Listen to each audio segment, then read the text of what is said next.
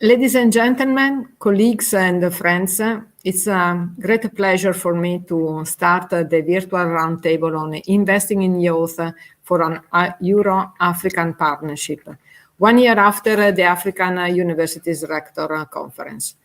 This event is co-organized by the International Center for the Study of the Preservation and Restoration of Cultural Property, ICROM, the University of Teramo and the Diocese of Teramo Atri under the auspices of the Italian Ministry of Foreign Affairs and International Cooperation. It is also my pleasure also to address, since now, the acknowledgements and my thanks for the fruitful collaboration among all the organizers that allowed us to plan the interesting agenda of the roundtable of today. A special thanks also to all the speakers that will contribute to this afternoon roundtable with really interesting contributions. Like last year, the roundtable is taking place within the framework of the International Forum of Gran Sasso, that in this third edition is addressing the topic investing in youth, the second of the three topics of the medium-term cultural agenda of the region. And it's an event with several sessions in parallel on various aspects. More than 1 year has gone by since last year's Africa University Rectors Conference that was held in Teramo and with more than 30 rectors and delegates attending the really interesting conference. We were planning to have another edition of the conference this year in Teramo, but unfortunately, COVID-19 pandemic has made us to change, has forced us to change the plan. The resilience of the organizers, but also the modern tool allows us to set this virtual event that we really hope you will appreciate. In this virtual panel dedicated to investing in young people for African-European partnership, we will have the opportunity to exchange views and learn from last year's conference and to evaluate the impact of the global COVID emergency. It will be also an opportunity for a regional and international organization involved in higher education initiatives to share their views with a qualified audience. As a part of the joint strategic priority area investing in young people for an African-European partnership, these initiatives aims to recognize the importance of young people, especially girls and young women, and of those living in disadvantaged and vulnerable areas. So after this, my brief introduction, I would like now to introduce for the welcome remarks, Dr. Weber Ndoro, Director General of ICROM, that will address his opening thanks and welcome to all of you.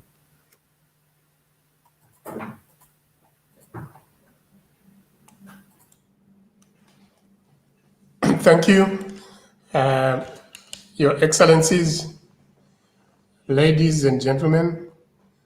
I would like to thank the organizers of the forum, in particular our host, Mr. Dino Mastrocola, the Rector of the University of Teramo, and also Mr. Lorenzo Leuzzi.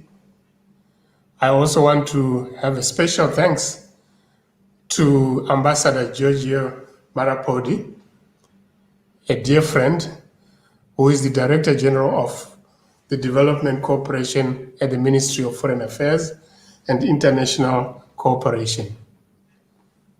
I thank him for his trust and leadership in forging ahead with the critical important cooperation we are seeing today. I also have a message to our dear friend, Mrs. Emanuela Dillare, the Vice Minister of Foreign Affairs, whom we all know has a particular interest in the topics for our discussion today, and particularly her interest on the African continent. We also appreciate the presence of the European Commission, which I think underlines the relevance of this topic at international level.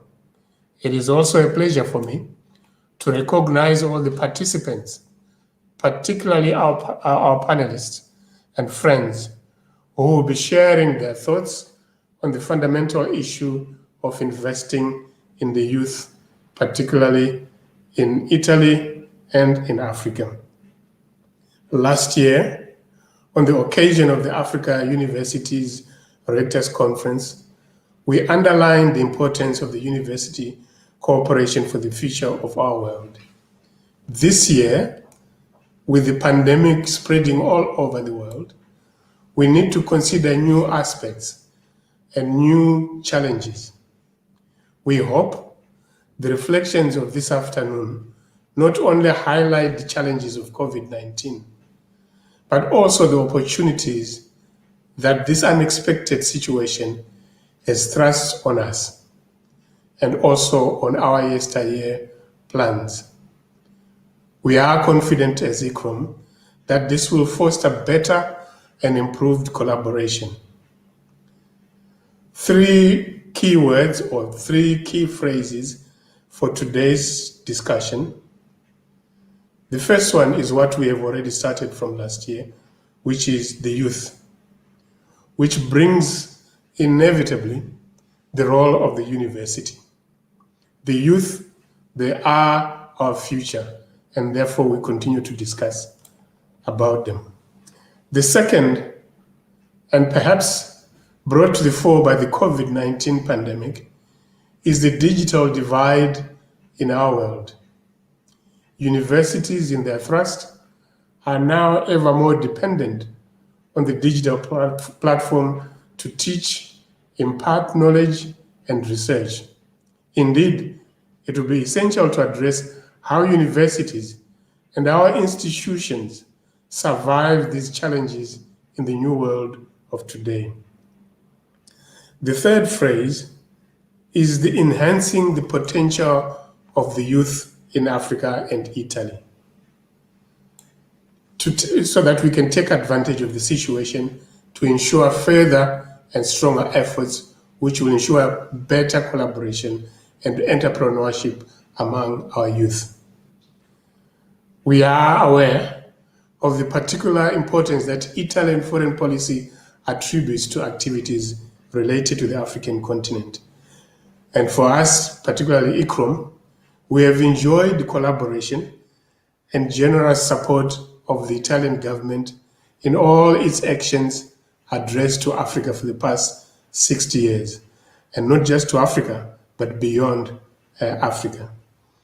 This year, we celebrate together with the government of Italy this event of successful adhesion to ICROM status.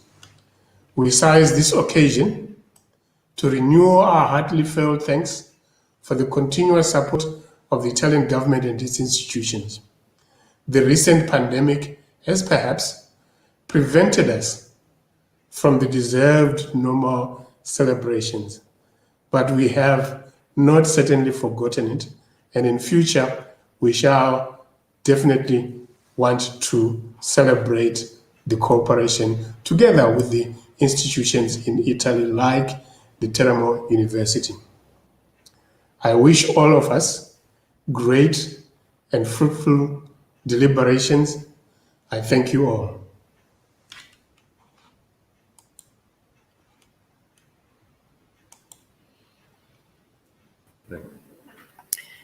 Thank you very much, Dr. Ondoro. It was really a pleasure to hear you.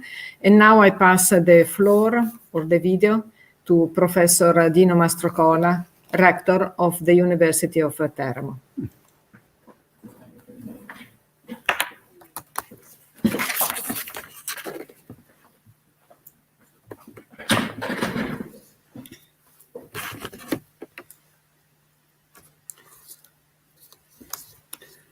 Just a moment. Thank you. Good afternoon. For me too is a great pleasure to address my greetings to all speakers and participants to the virtual roundtable on investing in youth for Euro-African partnership, 1 year after the African University Rector Conference. A special thanks goes to the International Center for the Study of the Preservation and Restoration of Cultural Property, the Diocese of Teramo Atri, and the Italian Ministry for Foreign Affairs and International Cooperation, with whom the University of Teramo has strengthened a fruitful collaboration for the organization of this international event that, as in the past, is included in cultural and scientific sessions of the Third International Forum of Gran Sasso. Last year, the first African Universities Rector Conference, we hosted more than 30 rectors and delegates from African countries, and all the participants signed the Teramo Declaration with an international and multicultural framework. In this declaration, education, dialogue, and research were recognized to play a critical role in managing, safeguarding, and ensuring the respect for cultural and natural heritage and resources. This year, the forum wants to bring forward a new culture to invest, aware that this commitment cannot be limited to purely functional promotion, but must fit into a new social project involving, in particular, the new generation, within a multidisciplinary and interdisciplinary environment. In the tight connection with all the local, national, and international organizations represented in this roundtable, our university will continue to pursue the commitment taken last year and keystone of one out of the mission of the Academy, a reconstructive dialogue on different disciplines, scientific and human, and knowledge is necessary to support and promote a successful cooperation. I wish a fruitful continuation of the roundtable, and I look forward to see all you in Teramo next year, when the second conference on Africa universities will take place, obviously virus permitting. Many thanks and for your kind attention. Thank you.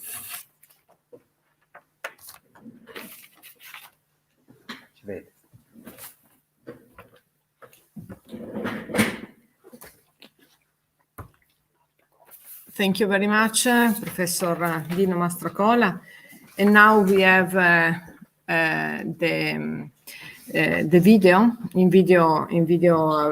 recorded video from the Deputy Minister of Foreign Affairs and International Cooperation, Dr. Emanuela Del Re, that would like to be with us and that would like to address us a message for all the participants.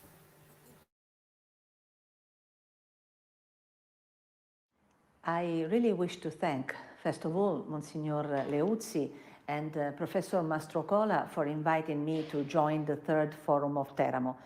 I also want to thank my friend, the Director General of ICROM, Mandoro, for his contribution to the realization of this very important project.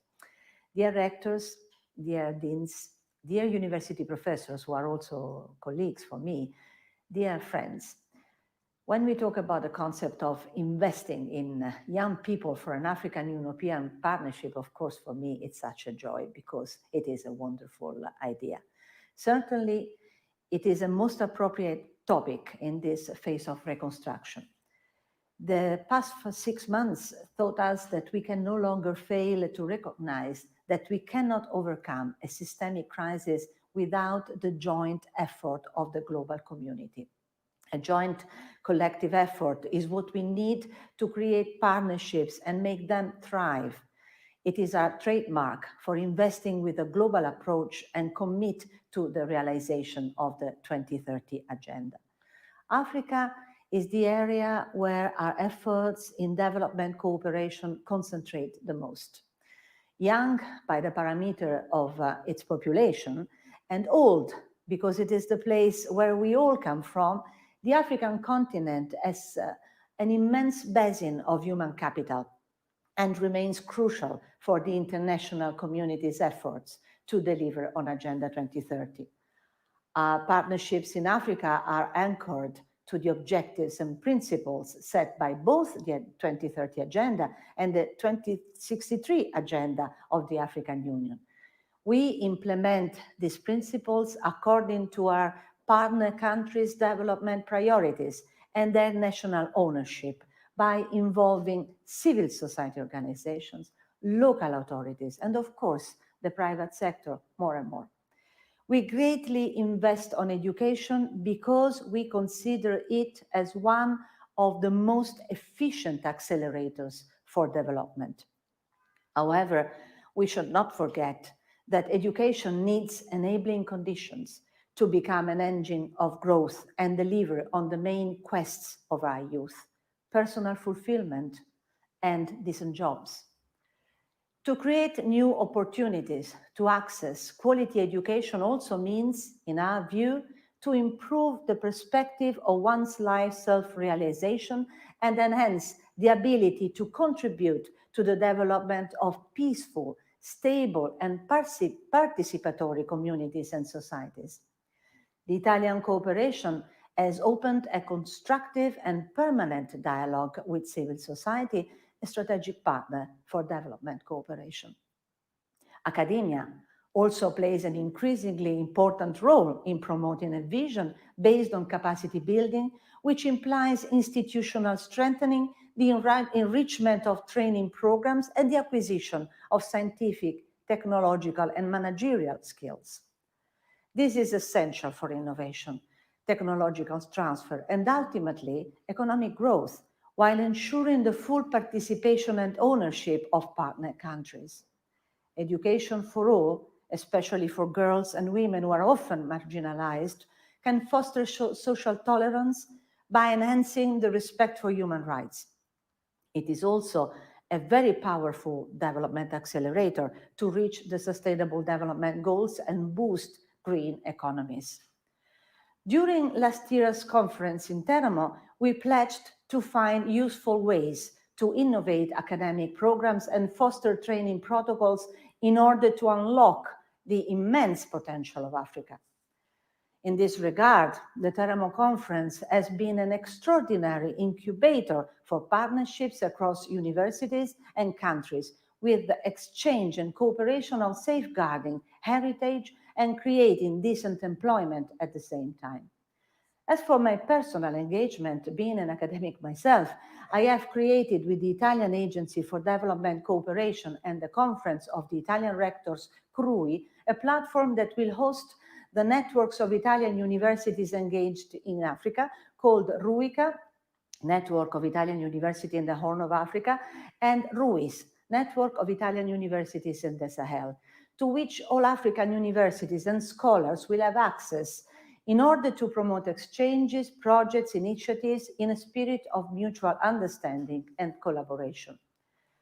Let me reiterate our firm belief that education, science, and new technologies, culture, communications are the means to respond to all essential challenges of our time, from the impact of climate change to demographic pressure and exploitation of limited natural resources, to building more peaceful, just, and sustainable societies, and last but not least, to the health challenges that this 2020 has brought about.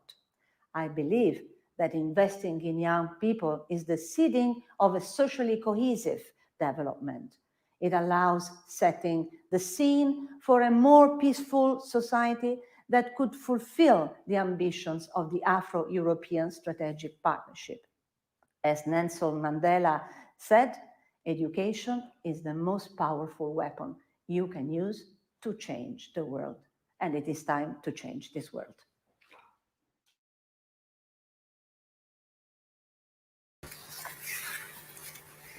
Thank you very much,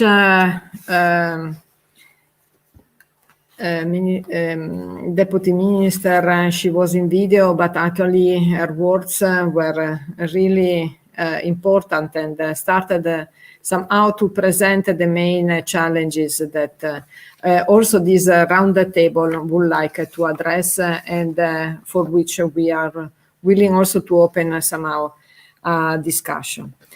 Next move now to the core part of the roundtable that will be made by three presentations. We have three keynote speakers, Edmond Bukala, Karine Seke, Donatius Camamba. And at each of them, I'll be pleased to address some questions. So let me introduce Edmond Bukala. Edmond Bukala is head of the Bamako office and a UNESCO representative in Mali. He is also former chief of the Africa unit at the World Heritage Center. His main expertise led us to address him, to ask him an important question that relates also to the population growth in our planet. And the question that, good morning, good afternoon, Edmond Bukala. I would like to ask you how in the next 15 years, I mean, we know that in the next 15 years, it is envisaged that 50% of youth of all world will be concentrated in African continent. How this may affect the educational system of African countries. And let me also ask you if this perspective has been affected by COVID-19.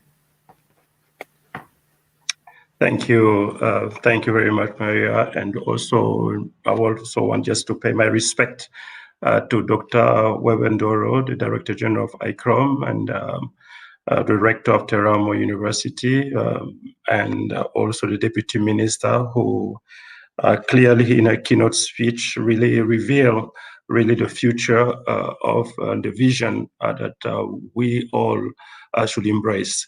Yes, it has been almost a year since we had our last meeting where we were discussing on youth and capacity buildings and heritage. And today, as you rightly pointed out, with African youth representing almost like 50% in the next 50 years, as well as being in the middle of this COVID-19, several things have changed. But one thing that I have first of all to say is congratulations to this initiative, this joint initiative led by the Minister of Foreign Affairs of Italy with ICROM and other partners, because it has actually overtaken already the challenges that we're facing today in addressing, focusing, and bringing us really into that mutual collaboration.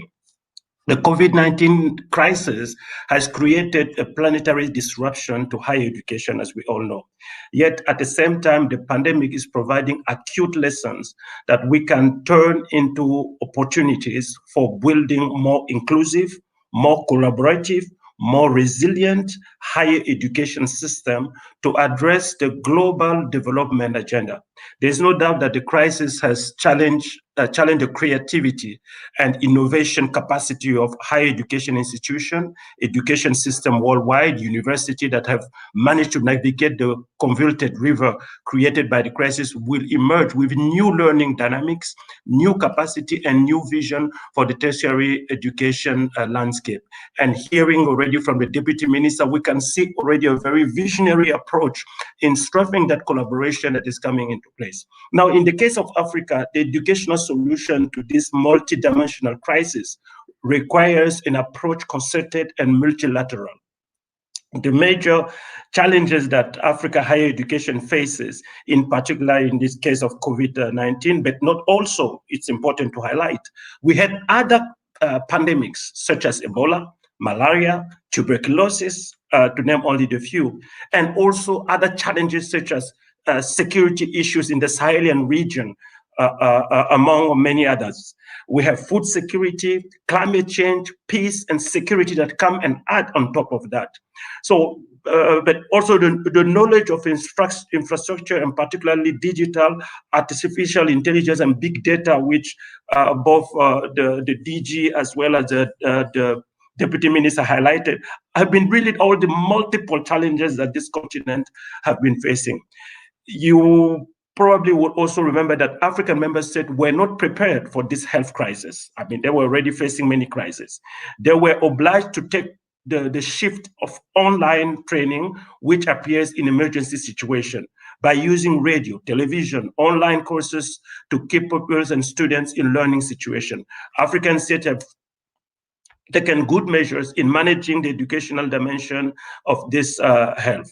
According, I think, to the African Union, the digital divide reveals the limit of African remote areas to benefit from induced advantages of digital education. And it is precisely at this level that UNESCO launched the initiative with UNICEF and the UN system, a global coalition for education, bringing together, among others, large technology companies ready to help African states to face the insufficient knowledge of infrastructure. We, UNESCO, we advise to take into account inclusion and equity in the implementation of all solutions related to this crisis, so that no one is left behind. And I know my time is short, but I just want to thank again really the Italian government, because this approach, this action is to ensure that no one is really left behind. We advocate in favor of revitalizing scientific research by supporting laboratories and young research teams in Africa. Today, even the World Health Organization is still scratching their head to understand why in Africa we have low cases. We have approximately 30,000 deaths, which is an equivalent to what one European countries have faced. Just to reveal that many things in Africa has not yet been disclosed, because no one is there to do the research to deepen the understanding of all the dynamic in the continent. But now it's the opportunity, because this pandemic is global. It's global. It means we need each other's solution. We need each other's support to address it collectively and to be able to find solutions. So it is very important that this matters also be addressed. So research on to carry out by laboratories, young researchers, but also through centers of excellence with high scientific added values. In Africa, the COVID plans for our regional offices are aligned with the priority defined by the member state, but we would like to see that collaboration goes really global, and I think that's exactly what the University of Teramo is really doing through this initiative. So I invite all partners to bet on technological, ecological, sustainable solutions. The mobilization of the Global Coalition for Education is not one of action, but a structural approach which partners anxious to lay the foundation for real policy digitization of official training programs, rooting of the culture of long-term online training in Africa.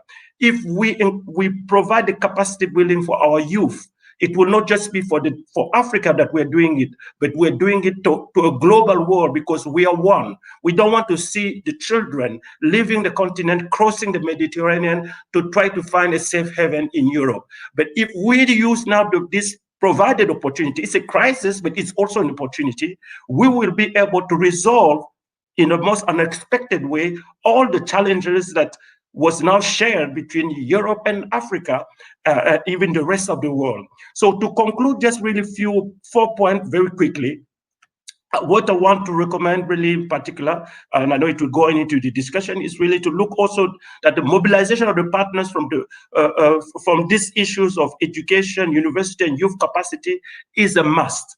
The second one is that the digitization of the official curricula from primary to higher education for the establishment of a real culture of online training and education, distance education in Africa is a must, and it cannot be done by the Africans alone. We need this collaboration to foster that.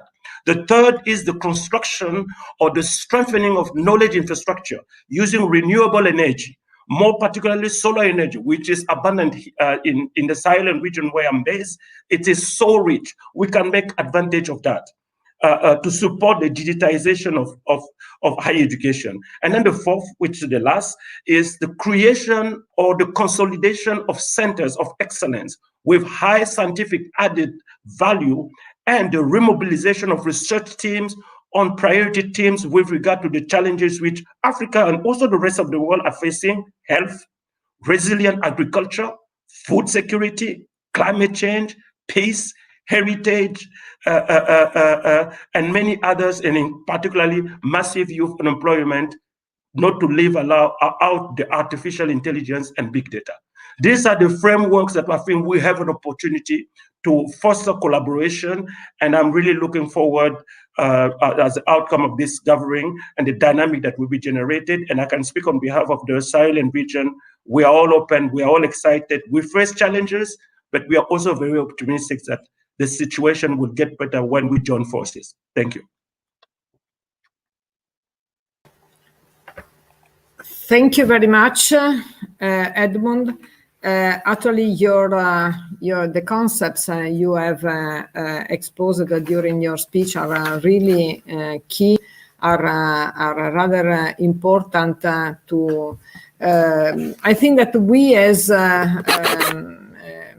university, I mean, we are in Italy, we are in Europe, and we needed to take into account these recommendations for co-create also new ways, new routes for building up also this new way of cooperation with African countries in support of education and training for the future generation, for the younger people, but also for the future generation of our society. Thank you very much, and maybe later on we can continue our discussion. But now we move to another key important topic, and I would like to introduce Karine Sequet. Karine Sequet is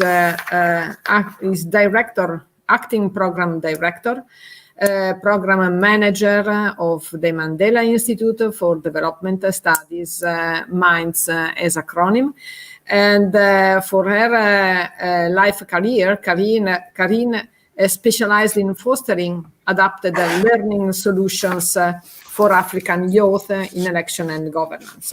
And to her, I would like to address a question that is willing to invite her also to address in particular the topic of youth and education, and how also your organization is working in addressing, in the networking in the region, all the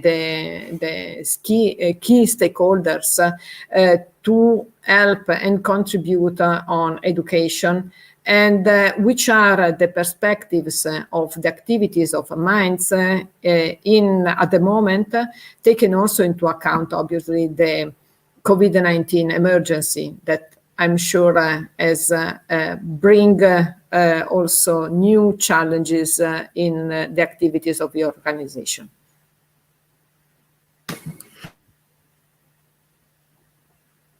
For allowing Mind to come again for the second time to also give our input about the situation on COVID on civil organization. So to just give a bit of background about the Mandela Institute for Development Studies, we are a Pan-African think tank based in South Africa, came out of the observation that Africa as a continent was lacking beyond in terms of development.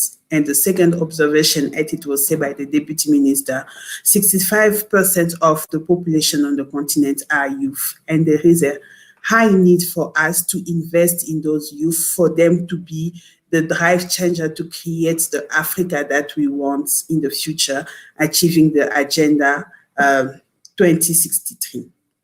Now, with the COVID pandemic, it has affected us the same way that affected the world. We had to restructure our activities. And among the programs that we have at Mind, we have the Scholarship for Leadership Development.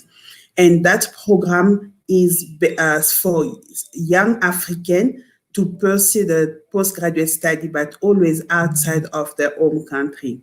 And why we have made that requirement, because we have realized that development can be achieved if we act as partner. And we have also realized that on the continent, the mobility of young people is not really effective. We tend to stay either in our own country or we go overseas, but we are not aware of the culture of our neighboring country. And taking the example that some scholarship program in Europe or in the US that favorize mobility of young African, we came also with that same plan with the Mind. So to help young people to go study, but always outside of their home country or their residence country. Why? Because that mobility will help the students to familiarize with the culture of the country where they are based. They will learn the value, and they will be emotionally connected. But also through that program, we'll have a pool of young people who are knowledgeable about the continent, knowledgeable about their identity as African, but also a pool of young people that will have the same focus and the same vision of creating the Africa that we want. Also taking the example of our forefather that met in Fort A in South Africa, and where the vision of decolonization came from. So having that pool of young leaders will help us drive the agenda of development. But COVID had, in some way, somehow, not really, but disturbed that agenda of mobility, because with the lockdown restriction, it was very difficult for us as Mind to have our young people traveling from one country to another. But also with the leadership developments, they all meet into one country where they connect as a network and exchange idea, beside and on top of the training that they receive of knowing themselves and their identity as African, being self-aware of their potential and the leverage that they have on the continent, but also have that leadership skills that will allow them to be the change maker on the continent. So that was a bit of dispersion that we have received, but also another thing was the funding, because most of the donors have redirected the effort to fight the pandemic. So we struggle to raise funding for more students to join that network. But also we have now to relocate everything with the digital platform. And it's a bit difficult for young people to connect, especially those who came from rural area, to have access to a stable electricity, access to a fast internet, and also equipment. So what we have noticed with the students in our network, some university had provided them with borrowed laptop, provided with data, but it was not all of them. So that was the way we have conducted our activities. So the recommendation that we can give as a way forward we have realized as a think tank that a lot of professors or teachers were not equipped to move from the physical learning to the e-learning. So there is a high need of training for the lecturers to be able to navigate the world of the digital learning. But also, as the panelists before me have highlighted, the digital divide is huge on the continent, and we need to tackle, on top of those challenges that the continent were facing in terms of infrastructure, in terms of fighting poverty and fighting all other pandemic that we had on the continent.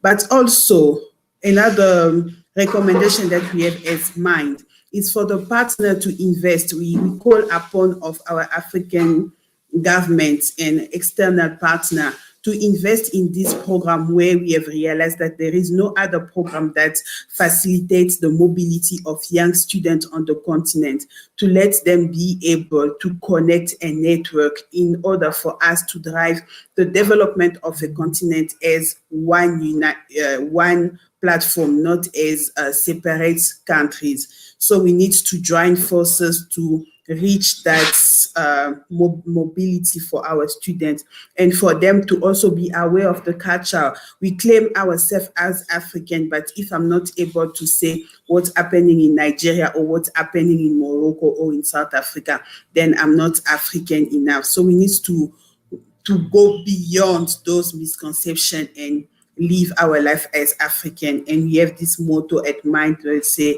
wear your Africanness, know your Africa. Let's not just wear it with the fabric, but let's know the culture that surrounds our neighboring countries. And then to close this opening remark, we need also support, as I was saying, from the government, and for our young people in the rural area to have access to the digital learning, as it's now the new normal. Thank you. Thank you very much, Karine.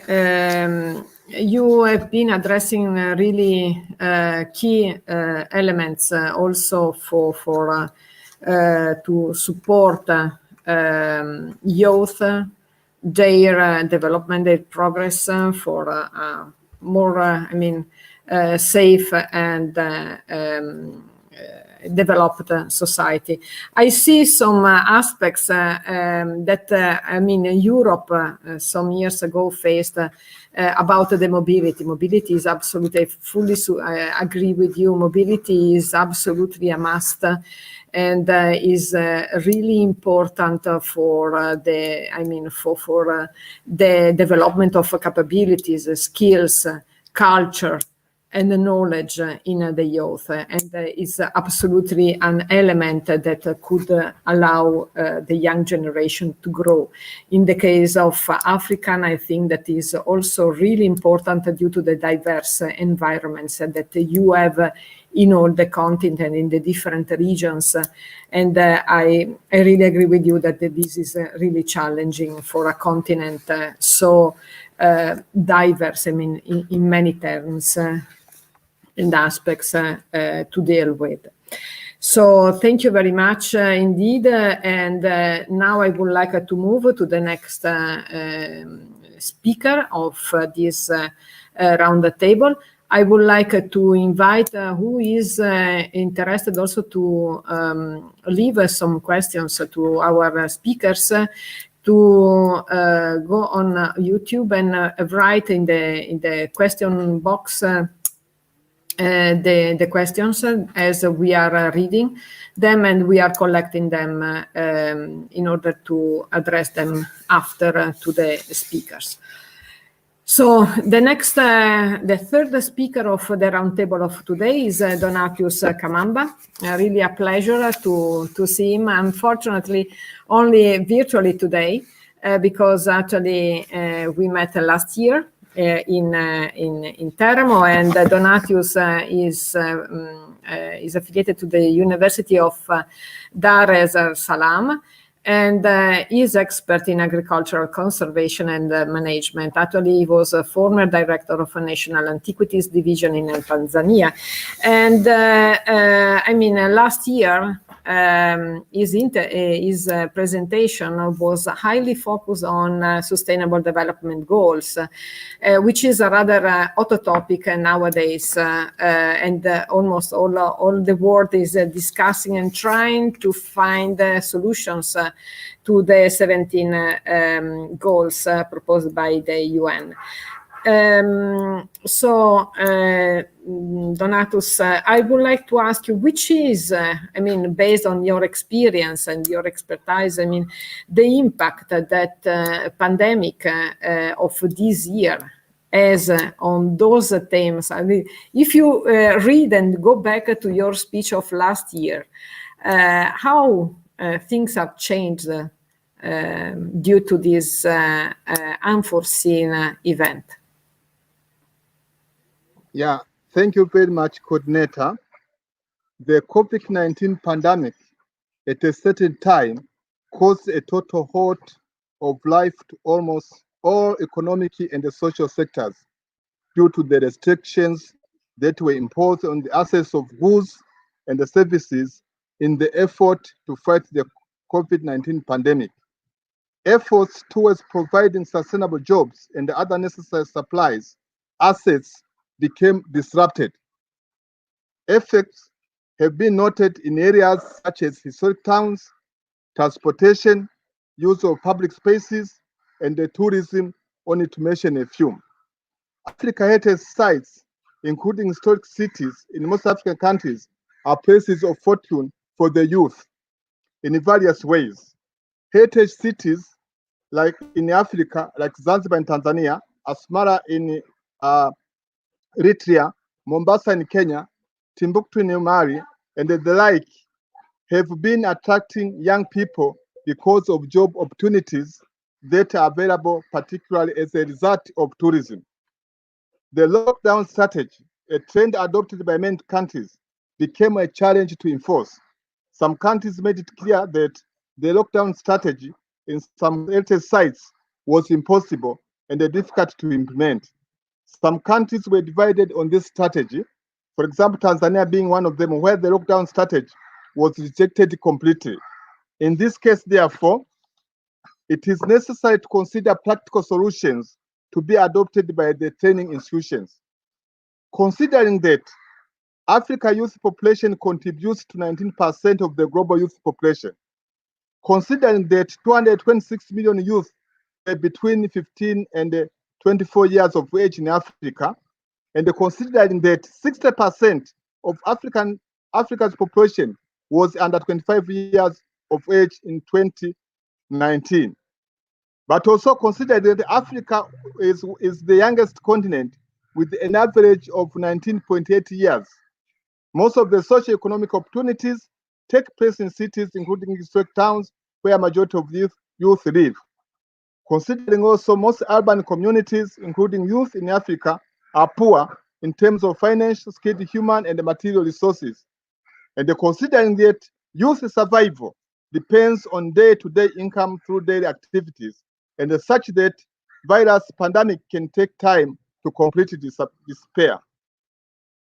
I therefore personally think the Africa-Europe partnership in Africa be encouraged, one, to support the micro program that targets on youth heritage in Africa, to form a forum of experts in the Africa-European continents, including youth, to discuss on possible means to develop an awareness program using new emerging technologies so as to keep the governments knowledgeable on the best handling methodology of such pandemics.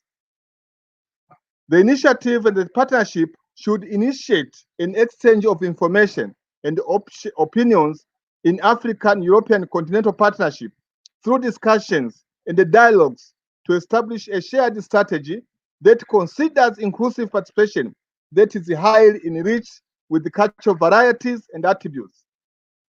Also, the partnership should consider support African training institutions to undertake an impact assessment by COVID-19 pandemic, including the use of traditional knowledge, particularly on traditional medicines and experiences on such diseases. Fifth, the partnership should work together to develop an expansion of digital technologies for use in the provision of education, and also partnership should initiate discussions on a holistic digital cultural economy and a plan to support culture conservation, management, digitization, and the promotion. The impact of COVID-19 assessment, among other things, will also consider its effects on the values and attributes of culture to the heritage. It is expected these attributes and the elements of culture might acclimatize on the cultural sector, might acclimatize themselves to new norms and behaviors.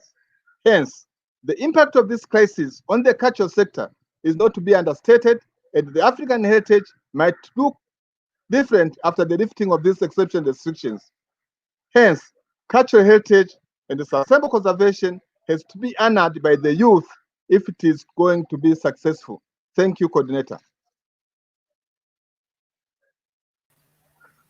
Thank you very much. You managed to really summarize key elements of the Sustainable Development Goals and how somehow it's important the collaboration. You mentioned several times this collaboration and to support African culture and also the traditions and also all the main aspects that we need somehow to consider in order to support the development, but also to be able better to face this emergency that obviously is challenging us, and challenging us not only from the health point of view, but also from the societal and economic point of view. So youth needed to be helped, and the new tools actually are helping us, but we needed to have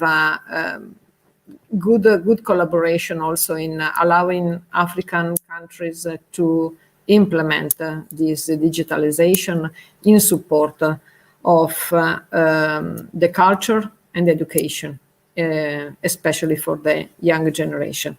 So thank you very much also for your valuable contribution. And so now I would like to move to, the first part of the round table has been somehow is finished. And we move to the second part of this round table, where we have a series of we have some intervention from experts that will somehow try also to answer to the main key points highlighted by the keynote speakers. So let's start first of all with Fabio Di Stefano. Fabio Di Stefano, it's a great pleasure to have him with us. It joined us really recently in the program, but I'm sure that he will contribute very well to the discussion of today. Fabio Di Stefano is a team leader for the Pan-African Program, Africa's Division, Directorate General for International Cooperation and Development, and actually is in charge of implementing the EU partnership at a continental level, focusing on economic integration. So obviously the question is very simple from this point of view. African is evidently a priority in European foreign policy. Which are the current strategy, and if obviously COVID-19 has somehow impacted or is making some changes in the program in order to facilitate the implementation of the EU-Africa program. Thank you very much. Good afternoon, everybody, dear colleagues, and thank you for inviting me. I feel indeed as a newcomer in this group of friends. So, as you said, Africa is really high in the agenda of the foreign policy in the European Commission and broadly in the European Union.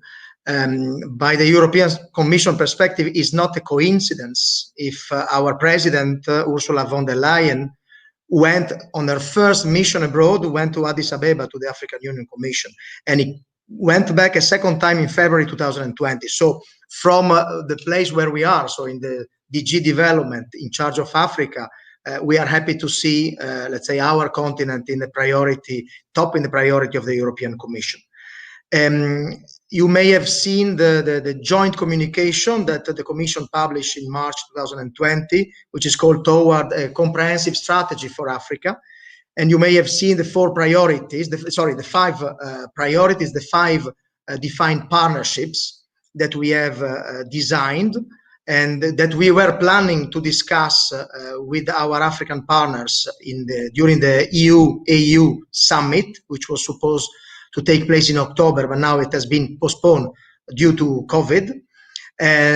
So the five priority areas of the comprehensive strategy are mainly the green transition, the digital transformation that we are discussing about today very much, sustainable growth and jobs, in particular for youth, peace, governance, and the fifth one is migration and mobility.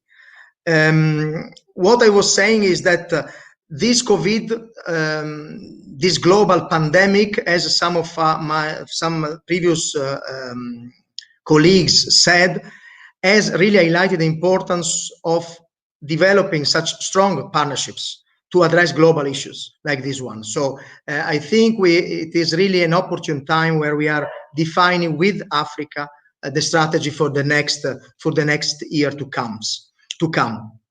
One of the main objectives under this new strategy is indeed the creation of sustainable jobs for youth in Africa. You know that, I mean, we expect to have by 2035, 450 million young Africans entering the labor market, and only 100 million jobs are expected to be created. So in this effort to support job creation, the European Commission is looking at it from the perspective of the demand, so the demand side of the labor market. And that's why since years now, we have been engaging more and more with private sector, with the industry, to try to really work with those who are the main generators of job. And for that, we have put in place a few years ago the European Investment Plan, which is really focusing on boosting and promoting investments in key sectors for job creation, like indeed agriculture, energy, digital infrastructure, but also sectors like tourism and cultural heritage. I'm happy to follow the intervention of Professor Camamba, just to mention just a small point that, for instance, in Zanzibar, the European Commission has been very active in supporting a project on heritage, on cultural heritage, in particular with the rehabilitation of the Anglican Church. I know that because I was posted in Dar es Salaam until 2 years ago. And this project was really a project where the main objective was to create, to raise awareness on heritage culture and to develop capacity of the young generation in the perspective of having jobs in this field. So that is why, let's say, I mean, to come back to the presentation. For the European Commission, clearly, the education is an important area of intervention. Sorry to mention figures, but I mean, in the European Commission, we like to do so. We have, in the period 2014-2020, we have committed more than 1.5 billion euros for bilateral education programs with Africa. And we expect, I think, we are negotiating the next financial framework, but we really expected to have this sector more prominent in the future programming cycle. And I like to mention a couple of main initiatives because I think they are relevant. Some of you were talking about mobility.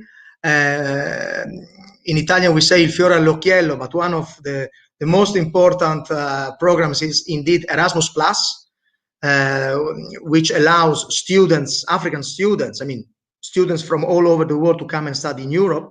And if we put together also bilateral programs from European member states, We, thanks to Erasmus Plus, we give the opportunity to about 150,000 African students per year to study in Europe. So I think it is really a good program, and indeed it will take even more space in the next phase of our programs, in particular with Africa. But one of the colleagues who intervened mentioned the mobility of African students.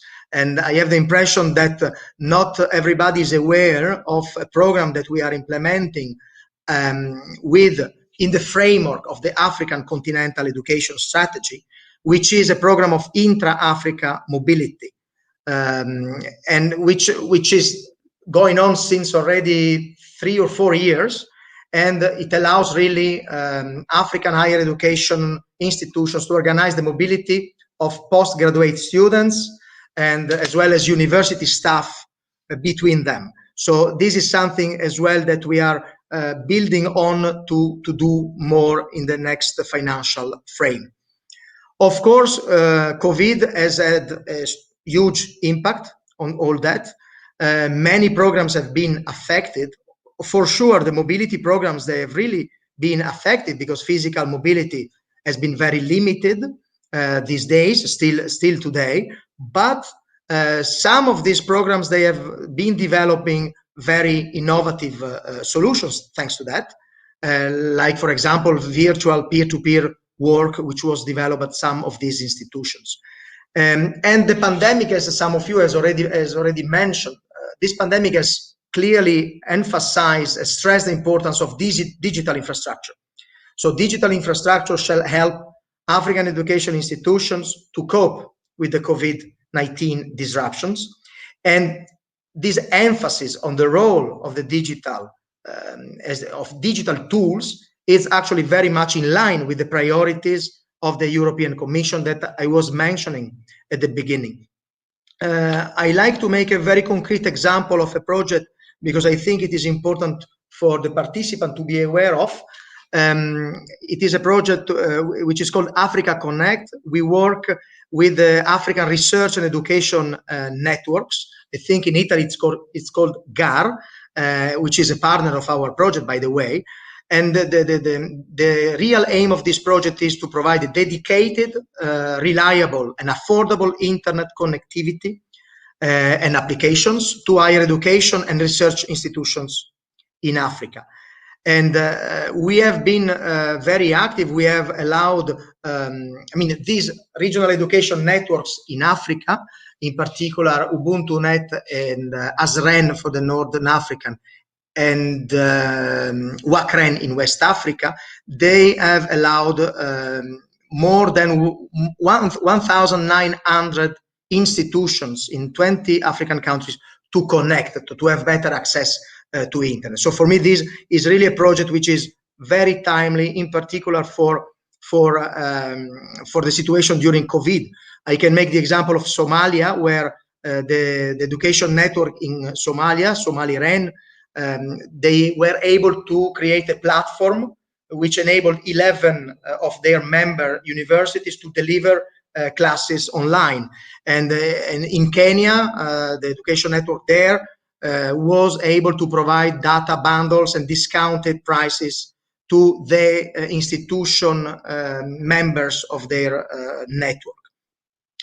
In the more longer-term perspective, in the field of higher education, the EU remains committed to support the African policy initiatives aimed at enhancing equality assurance in higher education. It is a sector where the EU has a significant expertise due to the EU own efforts in building the European higher education area. And in particular, we are very much supportive of an initiative which is called AQUA. I guess some of you know it. It's harmonization of African higher education quality assurance and accreditation, aiming at building the quality assurance at national and regional level, enhancing the regional collaboration on matters of quality, and creating regional networks. So I think we are there.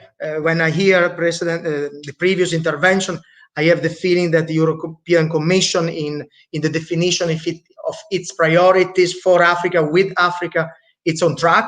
is online. So to conclude, I would say that the COVID pandemic, the impression it has not called into question the relevance of our cooperation with African universities. On the contrary, it has also stressed the relevance of some key priority sectors, as we were mentioning, and basically the call for further efforts to accelerate progress in the areas of digital tools, mobility of people, and increased exchange of experiences. Thank you very much. Thank you very much. Actually, really interesting, feedback also as response to the questions posed by the keynote speakers of the round table. Actually, the examples and possibilities that Europe seems to put on the table to favor the collaboration EU and Africa are at various levels, and I think that maybe in the future this can also help more and more to reach this network that we need also to implement to favor the progress and the development of education and also the education and training of the younger generation. It's rather important, this aspect related to the sustainable jobs.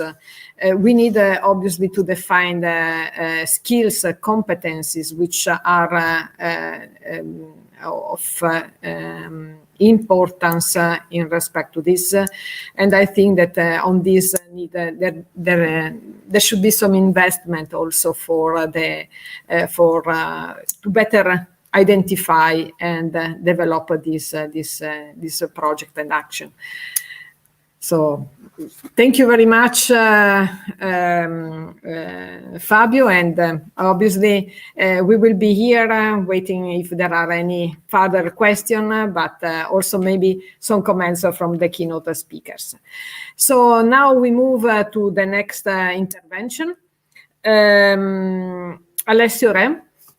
It's a pleasure to introduce him. In this case, we would like to have the contribution from the Secretary General of the Fondazione Sant'Agata. This, in particular, he is expert in cultural heritage and economic development, and is also professor at the University of Turin and Pisa. But here representing this organization, I would like that if you can just present, briefly introduce all the key, best practices and case or projects and collaborations in terms of education that are developed within this Fondazione Sant'Agata that looks really interesting and committed on these topics. Okay, good afternoon, everybody. Thank you, Paola, for this question. Thank you all the organizers for the opportunity to take part of this meeting and really learning from all of you. Let me try to reply to your question in this way.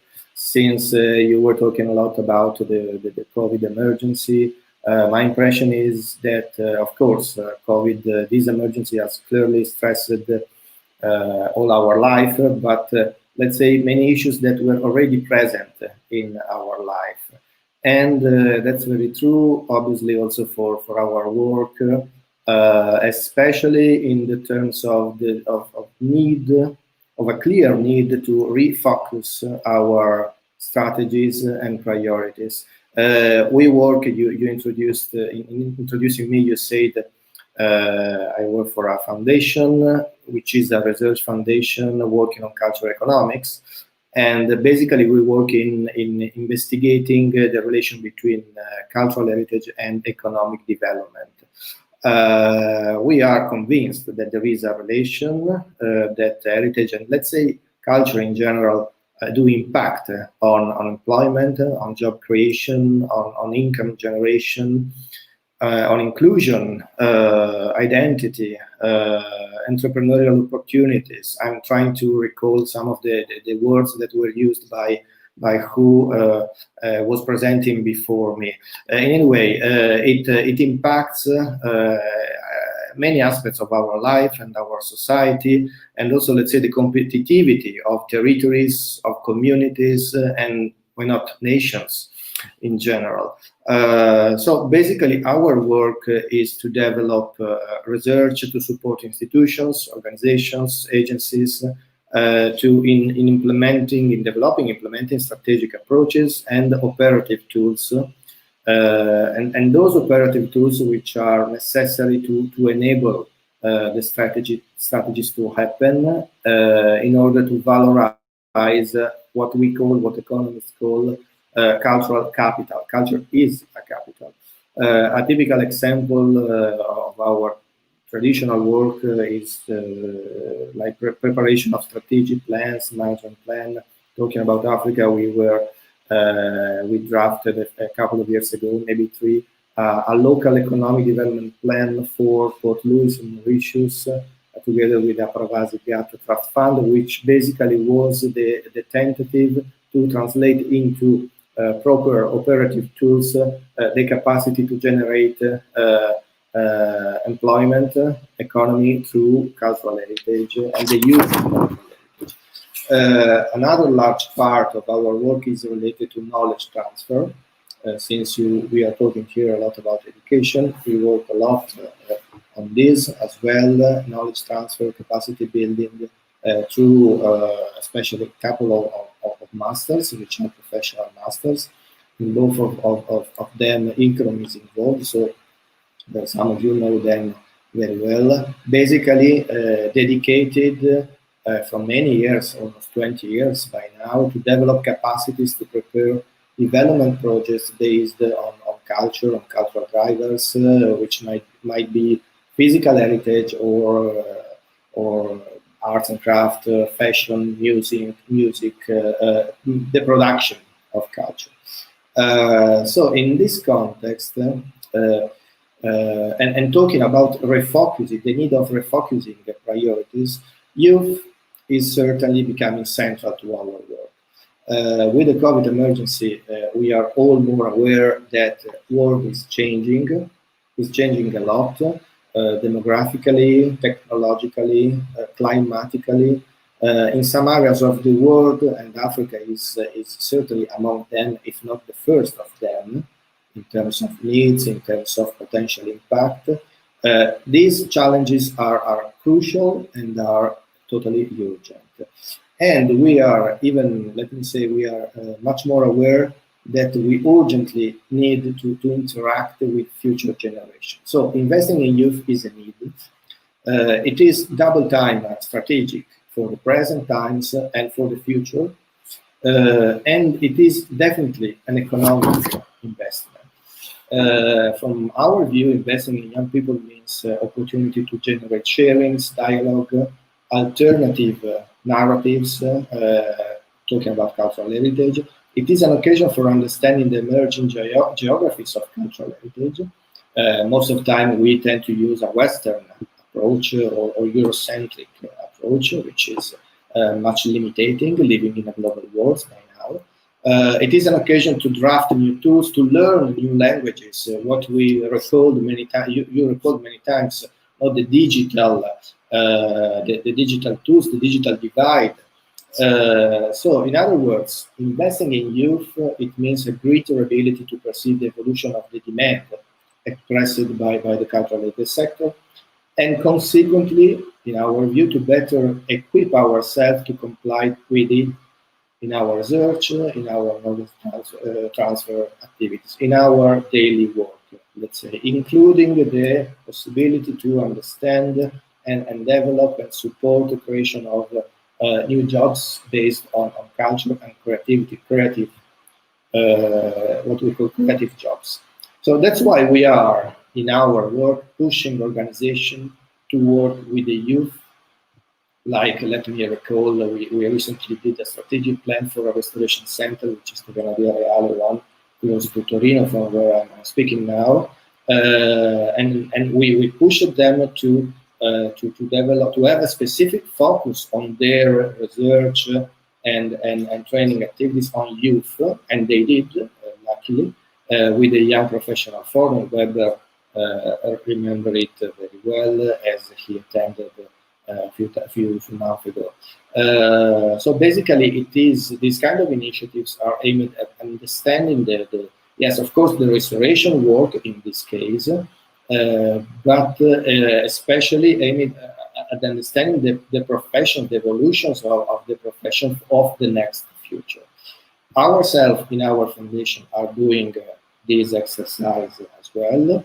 We already launched a program which is titled Yes, Youth Empowerment for Sustainability, which is specifically targeted on youth between 15 and 18 years old, basically to understand that to make operate the SDGs, since you recall the 2030 and the 2063 agenda a few times, to operate this concept with maybe small projects, but with the idea of a large capacity of impacting on the local communities. And this work that we started with very few resources, I'm very honest with you, but it is revealing itself to be very extremely promising in the capacity to mobilize stakeholders, partners, funds as well. So now next challenge for us is exactly to create connections, to facilitate mobility and exchange, as some of you was recording as well. So this emergency situation in which we live and we are learning to live now, the COVID obviously, has to be summed up also to the other big changes that are characterizing our times, which I recall the demographical, social, technological, and climate, which I already recalled, and revising our priorities is the main effect that it is having by now. Investing in youth, and with this I'm concluding, is certainly the right thing to do. We are not, of course, the European Commission, which was already, which was just introduced and presented in the previous intervention, but we are also ready to collaborate on this and to do our part. Thanks a lot. Thank you very much, Alessio. Actually, you mentioned a key element. Sometimes, I mean, also small organization like yours is doing a great job. I mean, small pieces is building up small pieces of a large, can contribute to a larger project. And I think that the work and the activities that you mentioned are all in this direction. You mentioned in the revising of priorities, and this seems to be a common aspect highlighted by all the speakers. But this doesn't mean actually that youth actually is becoming more and more relevant. And I like it very much, the fact that you mentioned that youth now becomes a priority to invest. So actually it's becoming this, because, and then we have to talk with them, we have to interact with them, not just leave them maybe passive. So actually this, I mean, we have to make them active in order to face all the challenges of our society. Thank you very much. We'll be in touch later on also if there are other questions. And now I move to intervention, which will be delivered by two representatives of ICROM. And I would like to start with Joseph King. Joseph King is a unique Director, Partnership and Communication Unit. Actually, particularly what I would like to address him is in relation to the cultural heritage in Africa, that obviously for ICCROM has been a great opportunity for exploring this immense richness, but also the potentiality of this country. So how can you illustrate and present what ICCROM is doing in this respect to our audience today, and also to support this period, this time of a crisis due to COVID-19? Thank you. Thank you very much for that question. Well, I think ICCROM has actually been involved in the past in a number of activities, both in relation to youth more generally, not specifically in Africa, but more generally around the world. And also we have had specific activities on the African continent now for many, many years. Just to begin with, I would like to remember that ICCROM actually a long time ago had a program called Media Save Art, which dealt with actually with media, but part of that program was dealing specifically with working with young school-age children to bring them more awareness of the importance of their heritage and the benefits that heritage brings to them. And we've produced a number of manuals and publications over the years also to encourage youth involvement in heritage conservation. So the topic of youth and heritage is something that ICCROM has been looking at for actually quite a long time now. In regard to Africa, ICCROM has also been engaged for more than 30 years in programs on the African continent. And in particular, we started out with a program called PREMA, which was a program which dealt with preventive conservation in museums in Africa. And then starting in 1998, we launched a program called Africa 2009. Africa 2009 was a partnership of ICCROM, the UNESCO World Heritage Center, CRATER, and the Center for Heritage Development in Africa, which is located in Mombasa in Kenya, and the École de Patrimoine Africain, which is located in Porto Novo in Benin. I would also actually, as a parenthesis, like to emphasize that the Africa 2009 program also had a number of financial partners, and I'm happy to say that the Italian government was one of the generous contributors to that program. And again, that illustrates the Italian commitment, along with ICCROM, to conservation of cultural heritage on the African continent. Along with Italy, there were sponsors coming from Norway, Sweden, and Finland, to name the key donors. Now, right from the start, Africa 2009 had the issue of sustainable development as part of its sort of operational ethic.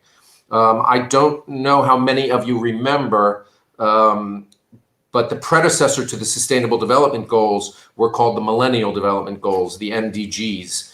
And Africa 2009, at the time that it was created, which was about 1997, I guess, used these MDGs as a starting point for the development of the program. And so in particular, we focused on poverty reduction, which was one of the MDGs, and we were trying to look at how heritage conservation could be a part of poverty reduction, both by helping with job creation and also trying to ensure that heritage would bring economic benefits to local communities.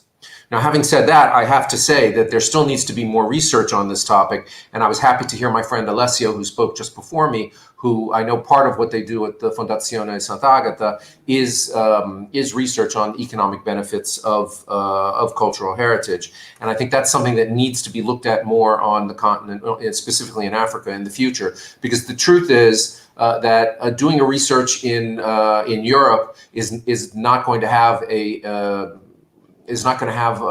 let's say, a 100% relevance to the situation in Africa. The situation there is different. The economic situation is different. The developmental situation is different. And so I think what we need in Africa is we need to have more dedicated research to look at economic impact, both negative and positive, but particularly positive, of cultural heritage in that region of the world. And I would even venture to say that Africa itself is not monolithic. As we know, Africa is not a country, it is a continent.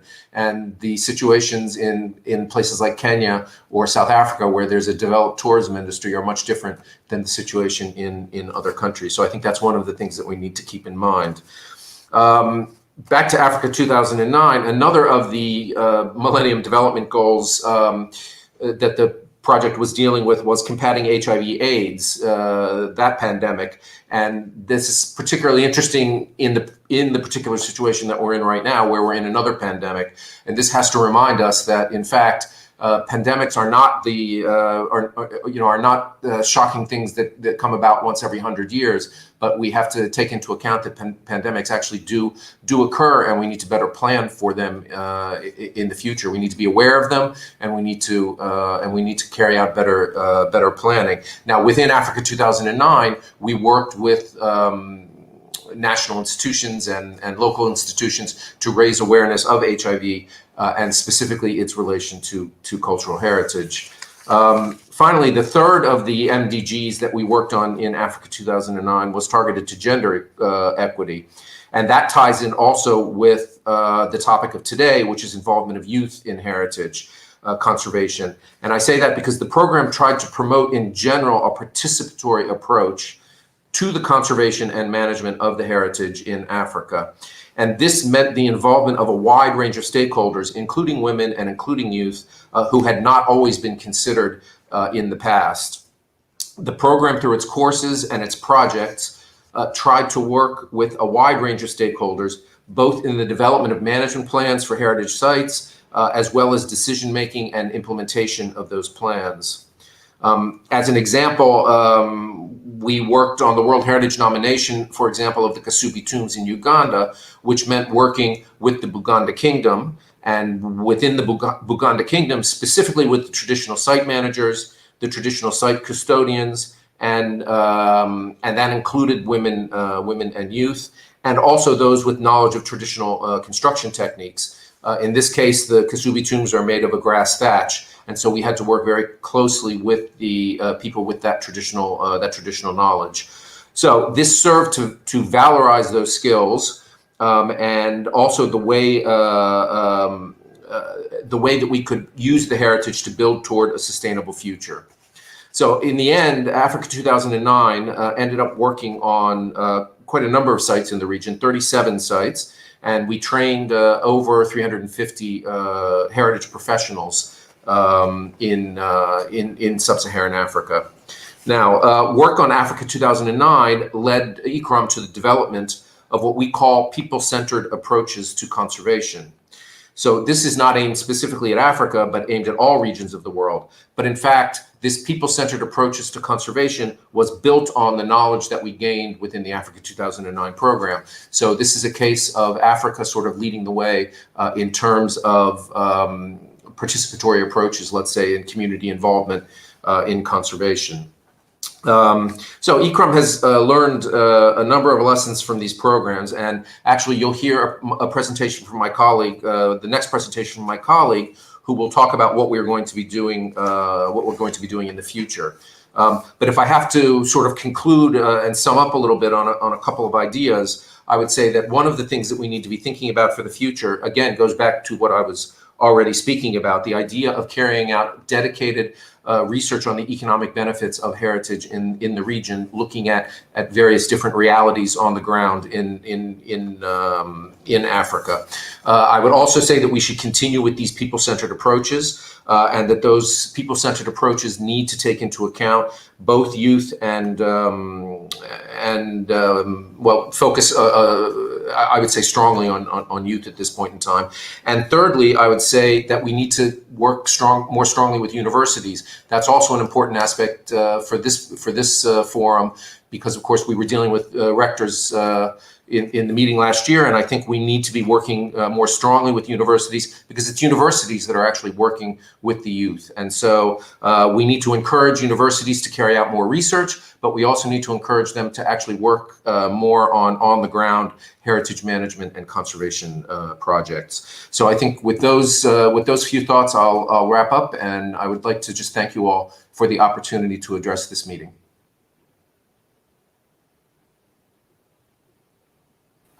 Thank you very much. I really enjoyed your presentation, your intervention. Actually, you pointed out a key element, how to valorize, the cultural heritage, how it's possible to bring it to give economic impact to the society. And this is something that education and training has a main role. And as you was mentioning, universities have to play and can play a main role in this respect. So yes, I fully agree on your comment, your intervention, and projects in this direction need to be highly supported. I'm fully agree. And I would like to complete your presentation now with your colleague, Valérie Magard, that I know that she will also present some interesting actions that ICCROM is launching in support of the youth in Africa. Valérie Magard is a manager programs unit of ICCROM, and her expertise in immovable cultural heritage brings us to leave her the floor and present the initiative of ICCROM in this direction. Thank you very much, Paola, and thank you for the opportunity to complementing what Joseph has just presented.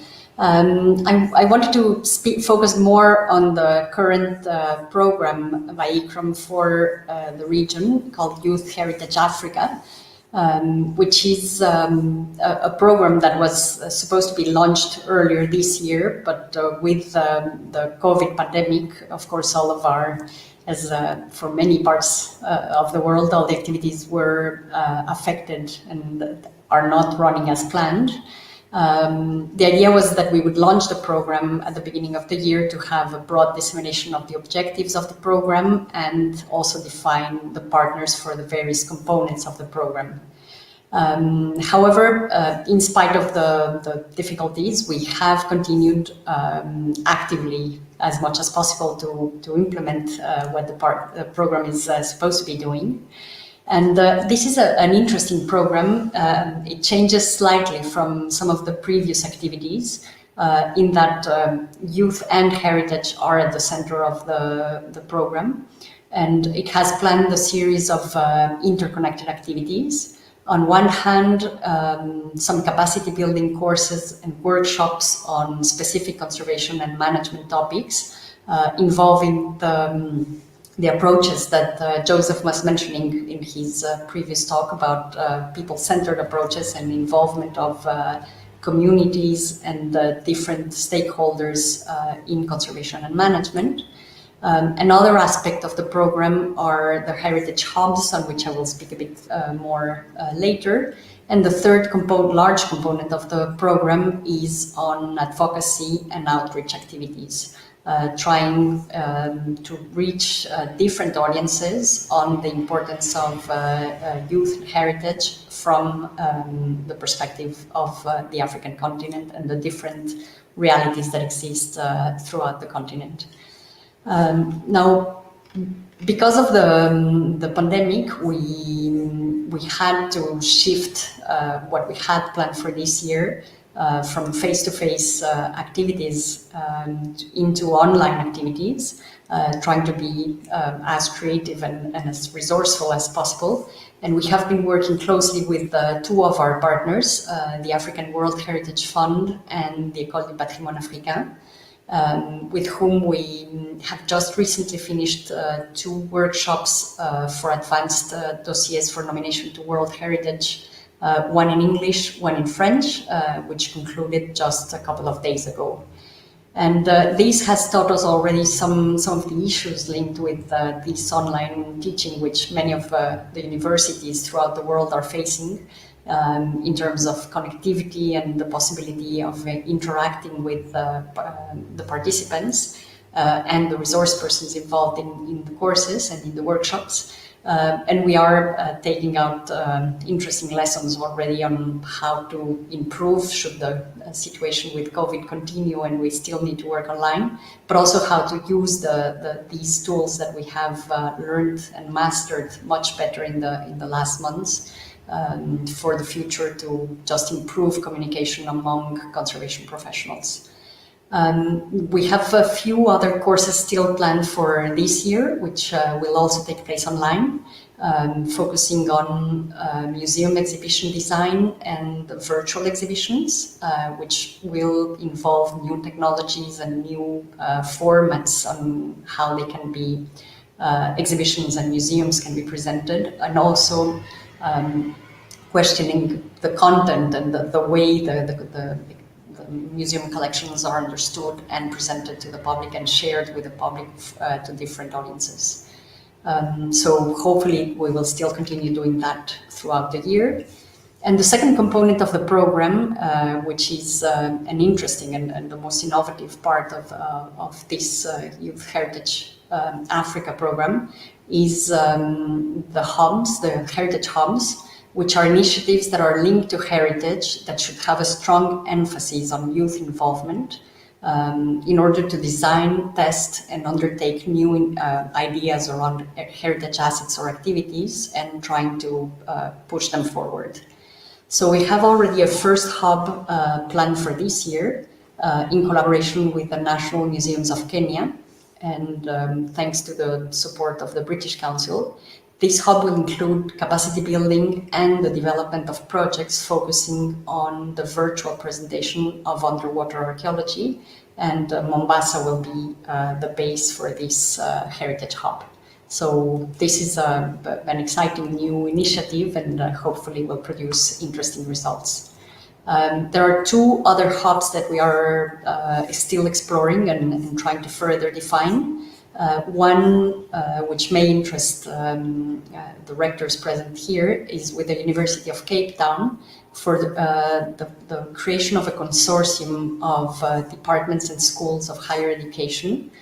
So it is a research-driven heritage hub which will be based at the University of Cape Town, but aiming to bring together young researchers and universities in order to foster institutional networks and interdisciplinary research around heritage. The other hub was proposed by Benin with the National Agency for Heritage Promotion and Tourism Development, and this will focus more on connecting communities and heritage sites through heritage trades and crafts and participative site management. So again, new initiatives, new ways of using and understanding heritage and involving local communities and young people. The program will also include a series of internships, which will hopefully also start soon, so that there can be young heritage professionals involved in the various activities of the program and benefiting also from the exchange of information and just understanding also other activities going on at ICROM. And there's also the idea of doing a youth heritage competition in order to find young talents who can activate or carry out ideas or projects in a creative manner and using new technological expressions. So these projects should have an impact on heritage and contribute to the integration of heritage into everyday life and make it meaningful and making it useful as well.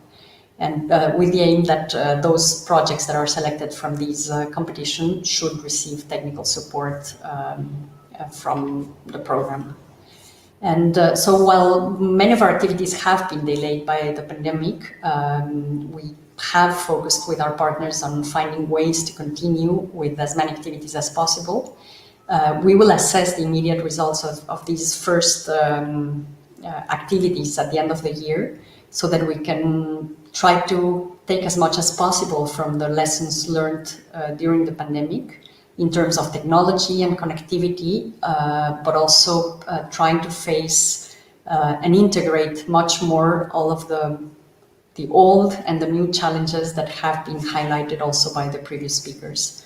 And hopefully by 2021, we will be able to make a real launch of the program with current and new partners to have all of the activities in various formats and promoting further collaboration, particularly also with, hopefully with universities, so that together we can ensure that Africa's heritage can become a source of sustainable economic and social benefit for its youth. Thank you very much.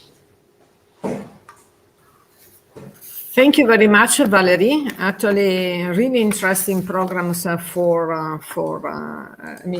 to help and to invest also in youth, in education, but also in particular to contribute to the cultural and the societal development of African countries and the communities.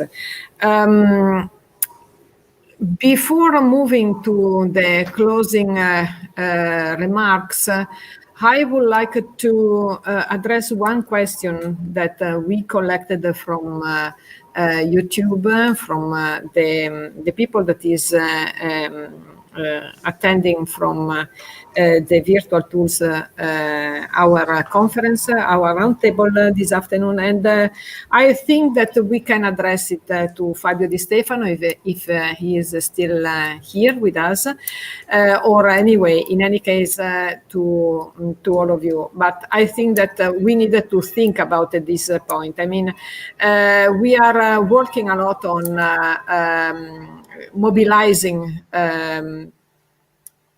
students, young people to Europe to learn, to study, and this obviously has this is a comment from a colleague from the University of Ngozi in Burundi, and I mean, he was addressing the fact that obviously the younger generation, or I mean, we have mobilized a lot mobility from Africa to Europe, but actually we need also to invest in mobility from Europe to Africa.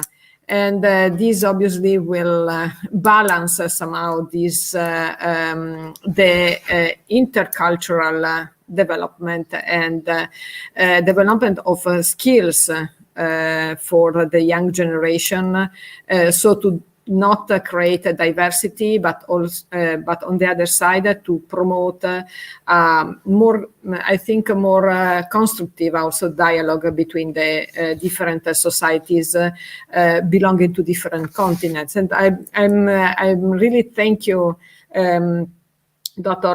Ndaisenga, for this contribution from the chat of YouTube. So I think that we can. There is also, I mean, I found now a question in the chat that comes from our speaker, Donatius Camamba, and is for the ICROM speakers. How the Youth Heritage Africa program make use of Africa universities. So I don't know if Valerie or Joseph can give an answer to this question.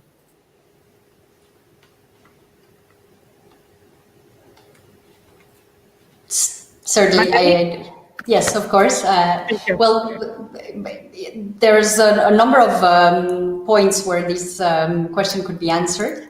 The most immediate one is through the hub that we're already planning with the University of Cape Town and creating this consortium of universities, which will hopefully encompass a number of universities. But I could also foresee other types of collaboration with universities for securing connectivity should these online activities continue, whether it is because of COVID or because we may also find that for certain activities, it's an actually easy way to, I mean, we're now speaking from different parts of the world, and so it's not always as good as face-to-face. It's always better to meet in person and be able to have all the exchanges. But at the same time, it's an opportunity that has now been offered to have more connected connective channels that are easier and that we now all understand how they work. So that would also be a possibility if universities can also offer some of their platforms and some of their possibilities to get better connected. That would be fantastic. And the third is, of course, understanding the different programs that we want to bring forward, even though universities have one role of capacity building and training at a certain level and with academic degrees, whereas ICROM focuses more on capacity building for conservation professionals and not necessarily looking into an academic degree. But there's definitely a symbiosis that is possible. Thank you very much, Valerie. Universities have a main role in developing and training and the professionals, but also the teachers. I think that this is a key element also for the youth and for investing in youth with well-skilled and competent trainers. And this is absolutely a mission, I think, also for the universities. So I think that we had a very, very rich around the table this afternoon with a number of suggestions, comments, and contributions from experts.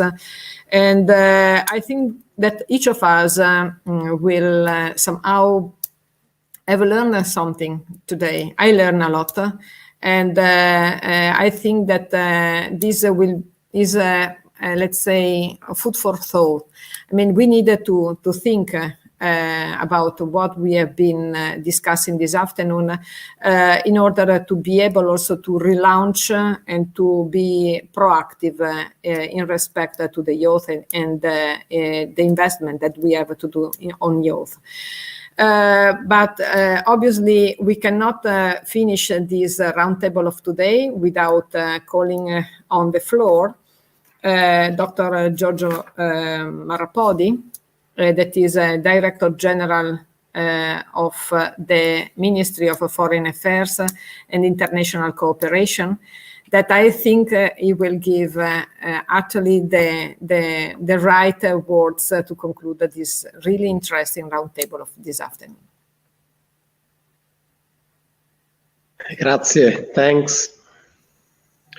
Thanks, Professor Peter. Professor Pittia, I agree very much with you with what you just said. This was a very rich discussion. I think it's was fruitful. I took note of an impressive number of inputs, and this is making me thinking that we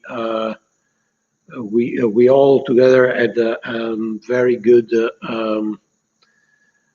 very good point last year in starting this format of a conversation, of a dialogue, of a symposium through the University of Teramo with so many colleagues from African University, and together with the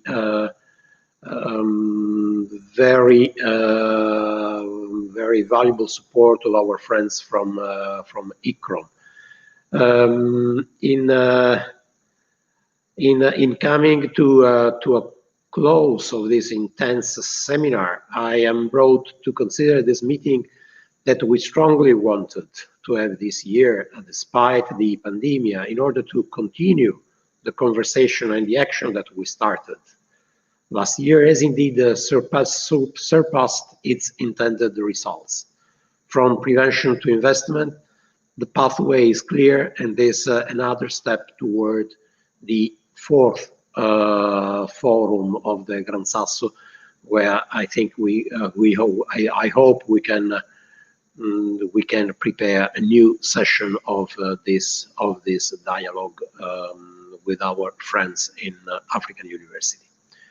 In this context of in the context of the current COVID-19 pandemic, Our cooperation system is well aware of the challenge of promoting an inclusive, modern, and sustainable education system, that we needed to strive for keeping up the work we have done in protecting our cultural and natural heritage.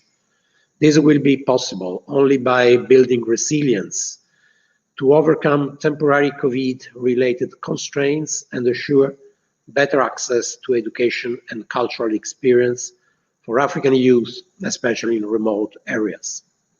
Nevertheless, while we build back better, we cannot fail to act where the crisis strikes more. At the peak of the crisis, we had 170 countries in which schools were closed, and this data alone tells the tale on how we should rebuild better. First, and this has been true everywhere, we must ally with technology. As we are able today to make only our voices and our images traveling to reach everybody else in this meeting, so should the teachers everywhere in the world to reach students when they cannot join school. This is of paramount importance for Africa, where half of the youth population of all world will be concentrated in the next 50 years. The COVID-19 has slowed down the effort to create networks in the region, particularly at the level of mobility of students among the African countries. While mobility remains important, and we cannot think of world without human relations, still we have to build the resilience mechanism that will come up as a substitute to avoid to fall back during global crisis. Second, once again, we cannot underline more the importance of the link between heritage and sustainable development. We have been hearing this today, and we remain convinced that here the strongest route to recover lays. We have also heard how tourism, which is an important component of GDP in African countries, has dropped, and how the protection of the material and immaterial heritage could be certainly an important means in the revitalization of economy. As you know, Italy is a world tourism leader, committed to make tourism a pillar of sustainable economic development. If this is the occasion to also make tourism more sustainable, resilient, and innovative, we cannot fail to seize it, building on our strategic Italian-African partnership. Finally, we have been discussing about research, and we all agree that investing on research is the only way to go. We have been among the very first countries to advocate for the constitution of an international alliance for advancing the research and the equitable distribution of a vaccine, as well as other tools, in order to respond to the health crisis, which contributed to the creation of the ACT Accelerator, the most advanced cooperation platform in this regard. Italy has advocated for a full universal platform of member states in its facilitation council, which is co-chaired by South Africa on behalf of the African Union. This is another concrete evidence of our engagement in our partnership.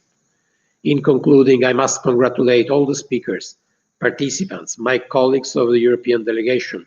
I wish to also salute here Professor, the Rettori of the University of Teramo, the good friend Dino Mastrocola, and of course, Weber Doro is I wish to say once again that the support of that without the support of ICROM, we could have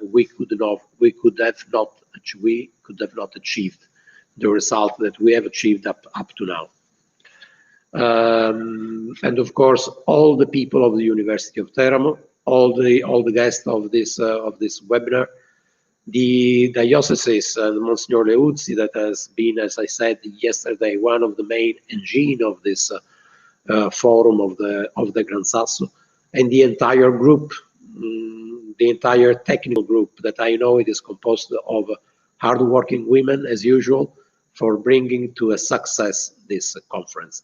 I hope to meet you in person next year, and I wish you all a good afternoon. Thanks, Professor Pitia. Thank you very much, Dr. Marrapodi. It's, I mean, your closure. This disclosure is actually the more important one, because actually you really summarized all the key aspects. We need to invest on youth.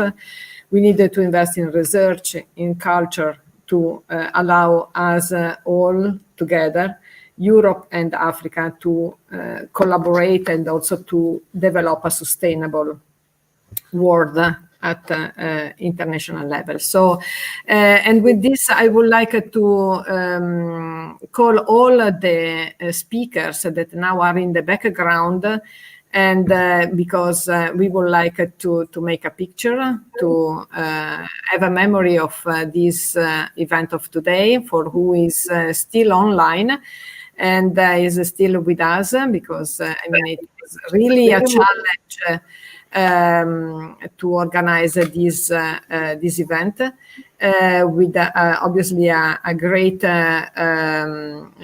thank again for being here, and also for the collaboration in the development also of the program and the agenda of the round table. As a last point, we will collect the recommendations that were included in the speeches of all the presenters here this afternoon in one document, in a one-page document that we would like to share at the end, make it public. But before this, we will obviously share with the speakers. So I think that with this aspect, with these final words, I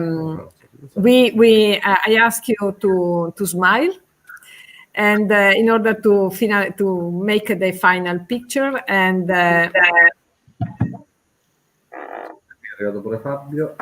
we have also Fabio. Okay, Fabio, thank you very much for joining us. So we are almost all. So let's smile, just 30 seconds, sorry, smiling, and then I will say goodbye to you. Okay. Done. So thank you very much. Thank you to all the people that has attended this round table virtually in streaming. And I really hope to see you soon next year, at least, for the next EU-Africa Rectors Conference in Teramo, COVID permitting. Thank you very much again. Thank you. Thank you. Hi, Micah. Hi. Nice evening. Bye-bye. Bye-bye.